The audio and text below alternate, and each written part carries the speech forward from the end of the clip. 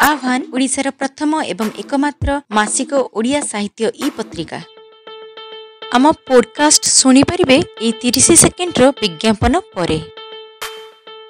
आसंतु शुणिबा एक क्षुद्र गल्प मुख्य वक्ता लिखिछंती डॉक्टर ज्योति प्रसाद पट्टनायक। कॉलेजर गोटे उत्सव को अतिथि होई निमंत्रित हेबा कौनसी कम गौरवर कथा नुहे।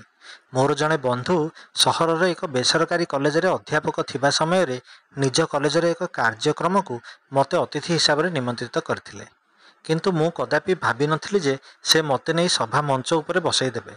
से जा हेउ प्रथम थर कौनसी उत्सव रे मुख्य अतिथि पाखरे मुख्य वक्ता भाव में जोग देबा परे मते बहुत खुशी लागुतिला।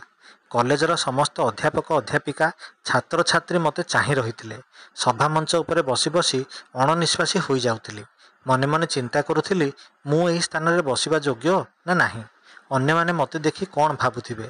सम्मुखरे बसिथिबा छात्र छात्री माने मोठारु कोन सुनिबाकू चाहिबे। आम छात्र समय रे आमे सबु बेले सभास्थल रु दूर रे बसी केमिति शीघ्र ए भाषणबाजी बंद हेबो बोली प्रार्थना करुथिलु। समय समय भाषण मझिरे ताली मारी वक्ता को असुविधा पकाइबा सह से निज वक्तव्य समाप्त करंतु बोली इंगित देउथुलु। सभा मंचरु किछि दूर रे बसिथिबा किछि छात्रंक आड़कू नजर गला। सेमाने सबु काहेकि केजानी मते केवल अणछात्र भली लागुथिले। ठीक आमे जेमिति हेउथुलु सेमाने भी सेमिति पछरे बसी थटा करुथिले, छिगुलेई हेउथिले। सेमानक आड़कू आउ देखिबाकू मन हैला नाही। निज पार्श्वर दृष्टि पकाई देखिली मुख्य अतिथि जे थिले से विशाल बपु अधिकारी गोरा और साहेबी चेहरा संपन्न व्यक्ति जणे। सहर रे केबे देखिला भली मन हेउनथिला। अनेक सभा समिति को मु भी जाए, हेले एही व्यक्ति को कौनसी स्थान रे केबे देखिला भली मोर मने नथिला। तांकु लागी बसिथिले कॉलेजर अध्यक्ष श्री दास बाबू। से परिचित चेहरा, बेले बेले संध्यारे बैडमिंटन खेलिबा पई आसंती। आ तांको पाखरे बसिथिले कॉलेजर निर्देशक पंडा बाबू। नीरव निश्चल मूर्तिटीए परि बसिछंती। मुहरे सामान्य हस लाखि रहिछि। बंधु कहतिले निर्देशक काले भारी कृपण, टंकाटीए खर्च करंतिनी। ताहा अवश्य तांको मुहरे लाखि रहितिबा कृत्रिम हस को देखिले जणा पडुथिला। मोर अन्य पार्श्वरे बसिथिले कॉलेजर उपाध्यक्ष श्री पुजारी बाबू। संबलपुरिया भद्र व्यक्ति, पदार्थ विज्ञान विभागर मुख्य, विचक्षण प्रतिभा बोली बंधु कहिथिले। ताहा अवश्य जानी पारु नाही, किंतु नाली दांत देखि जानी पारुछि से पान नामक पदार्थर रसायन यथेष्ट ग्रहण करछंती। तांको पाखकू बसिछि जणे सुंदरी झियो, से काले कॉलेज छात्र संघर संपादिका। आग पछ एपाखकू सेपाखू देखिबा बेले हठात बंधु को देखिबाकू पाइली। इंगितरे पाखकू आसिबा पई कहिली। से भी मंच उपरकू उठी आसी मो पछरे ठिया हेले। हातरे थिबा मुठाए कागजरु दुई दुई फर्द कागज समस्त अतिथिंक सम्मुखरे थोइदेले। सेथिरे सभार समय सारणी समेत कॉलेजर संक्षिप्त परिचय ओ भी दिया जाइथिला। तांको हाथ धरी कहिली, अरे भाई मते आनी को जगार पहुँचाई देल। जो स्थान रे बसिथिबा प्रत्येक व्यक्ति को मु मो कॉलेज जीवन में सबुठारु अधिक घृणा करि आसीछि, आज अगणित छात्र छात्री घृणार पात्र मते काहेकि करई देल। बंधु हसी देई कहिले, सार बुझिलेनी, आपण एही व्यंग कथा सुनी मु निश्चय कहिदेइथिली जे आपनको ही अतिथि करी डाकिबी। एमिति किछि किछि कथा कहिदेबे, देखिबे छात्र छात्री केही घृणा करिवेनी। ताहा तो ठीक, किंतु मुख्य वक्ता केवल सम्मानित अतिथि लिखि देइथिले अंततः मु 2 मिनिट भाषण दे चली जाती। बंधु हाथ छड़े दे अध्यक्ष निकट को चलीगले। मो असहाय भाव में नीरव निष्पाप शिशुटीए परी सम्मुखरे बसिथिबा जन जन छात्र छात्री मुह को चाहूए और जानिबाकू चेष्टा करुए सेमाने आम विषय कौन भावुंट। एतिक बेले जड़े छात्री आसी मो पछरु मते ठारी पचारा, सार आपणक बायोडाटा देले मु सेटा सभा आरंभ में पढ़ी। बायोडाटा सेटा मु कोठू पाइबी? कॉलेज रे पढ़ुथिबा बेले सबु बेले पछ बेंच रे बसी बसी मार्क सेमिति ही पाइथिली। कॉलेज सरिबा परे बापा कहले तो पाठपढ़ा सेतिकी रे थाउ, तू दुकान रे बस। बापा जेजे बापा दयारु बड़ बजार रे गोटे सुना दुकान थिला। सेठी दिन में 10 घंटा बिताउथिबा लोक बायोडाटा कोठू पाइबी? अति विचित्र परिस्थिति रे पड़िला मनीष। मना करुथिले मते अतिथि करी एठी डाकी आनी कौन कौन अपमान देव केजाणी। मु विकल होई मो बंधुଙ୍କ आड़कू चाहिली। से बोधुए मो दुर्दशा उपलब्ध करिपारी पाखक आसिले आउ से झील को कहले, तुमे जाओ सारंक बायोडाटा मु तुमको देवी। गोटे बड़ विपदरू पारी करदेला। बंधु हाथ को धरी कहली। से हसदे कहले, आपण चिंता करंतुनी, मु सबु कथा बुझीदेवी। मोर जन्म तारीख, स्थान, बापा माँ, पुओ झील, घर द्वार, बेपार सबु विषय किछि किछि प्रश्न करदे से सेठारु पळेगले।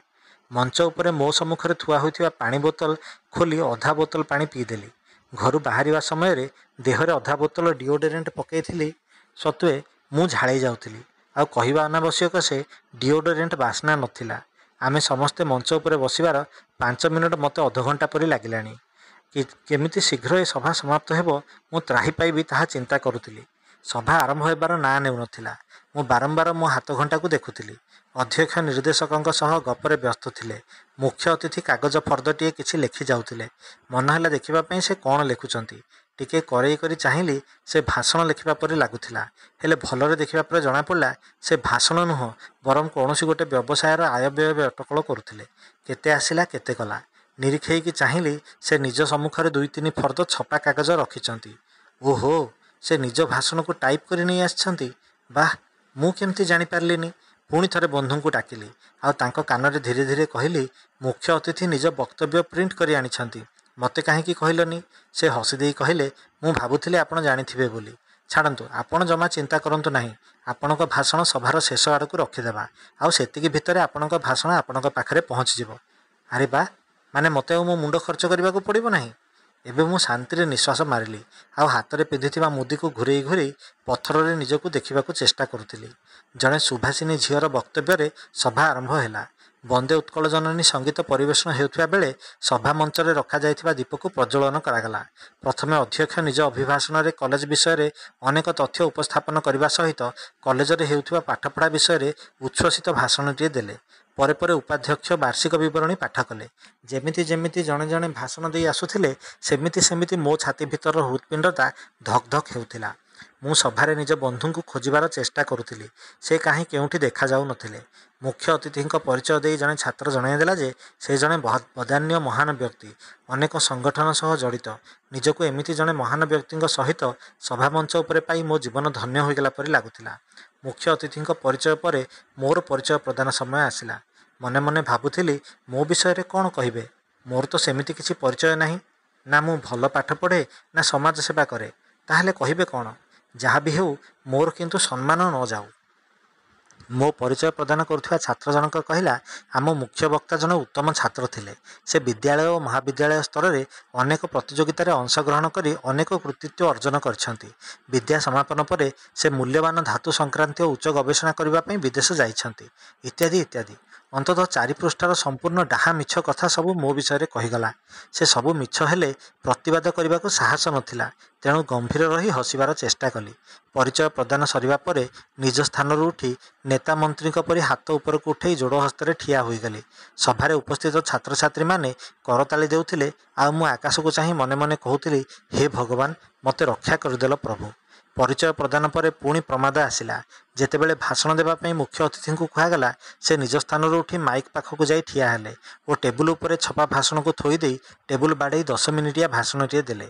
ଆମେ ଦେଶ ପାଇଁ କ'ଣ କରିବା? ଆମେ ସହର ପାଇଁ, ଜଗତ ପାଇଁ, ଘର ପାଇଁ କ'ଣ କରିବା? ସରକାରୀ ଶିକ୍ଷାନୀତିରେ କେତେ ତ୍ରୁଟି ବିଚ୍ୟୁତି, ଦେଶରେ କେତେ ଅନୀତି ହେଉଛି, ସବୁ ବିଷୟରେ ସେ ଅନର୍ଗଳ କହିଗଲେ। ତାଙ୍କ ଭାଷଣ ସରିବା ପରେ ମୋତେ ଯିବାକୁ ହେବ। ମୁଁ କ'ଣ କହିବି? କିଛି ମୋ ମୁଣ୍ଡକୁ ଆସୁନଥିଲା। ଦେଖୁ ଦେଖୁ ସେ ନିଜ ଭାଷଣ ସାରିଦେଲେ ଓ ନିଜ ସ୍ଥାନକୁ ଫେରି ଆସିଲେ। ଏବେ ଭାଷଣ ଦେବାର ପାଳି ଥିଲା ମୋର। ମୋତେ ନିମନ୍ତ୍ରଣ କରାଗଲା ମଧ୍ୟ।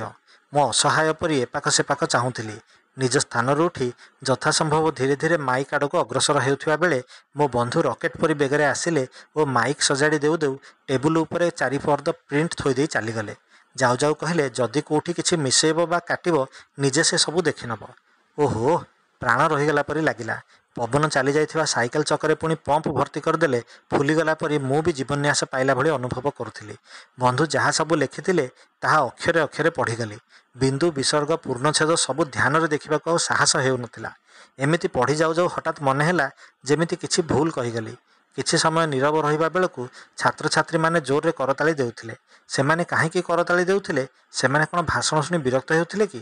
ପଛକୁ ବୁଲି ଚାହିଁଲା ବେଳକୁ ମଞ୍ଚାସୀନ ସମସ୍ତ ଅତିଥି ମଧ୍ୟ କରତାଳି ଦେଉଥିଲେ। ମୁଁ କ'ଣ କିଛି ଅଧିକ କହିଗଲି କି?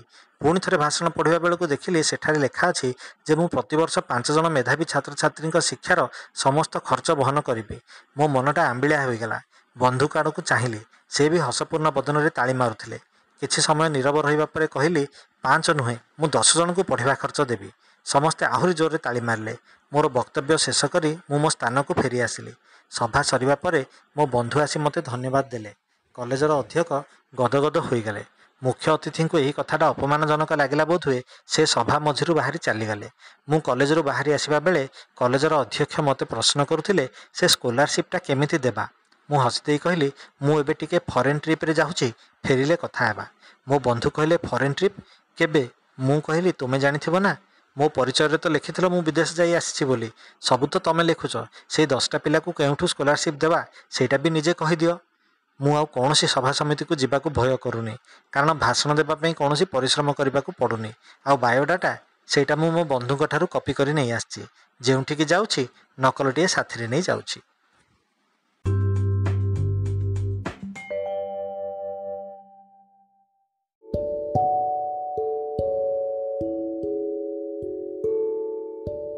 ଯଦି ଆପଣଙ୍କୁ ଆମର ଏହି ଉପସ୍ଥାପନା ଭଲ ଲାଗେ ତାହେଲେ ଆମ ଚ୍ୟାନେଲକୁ ସବସ୍କ୍ରାଇବ୍ କରନ୍ତୁ ଏବଂ ଏହି ଚ୍ୟାନେଲରେ ପ୍ରସାରିତ ହେଉଥିବା ସମସ୍ତ ପୋଡକାଷ୍ଟକୁ ନିଜ ବନ୍ଧୁମାନଙ୍କ ସହ ସେୟାର କରନ୍ତୁ।